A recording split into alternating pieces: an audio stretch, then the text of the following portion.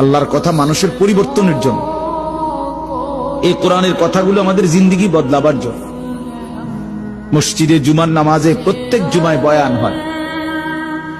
এক বছরে 52 সপ্তাহ, চিন্তা করে দেখেন, একটি বছরে 52 সপ্তাহ। তাহলে 52 সপ্তাহ ইমাম সাহেব আপনাদের জন্য নসিহত করে। এইভাবে যদি 30 বছর 40 বছর ধরে শুনে থাকেন, তাহলে আজকে কতদিন ধরে আল্লাহর কথা শুনতেছেন?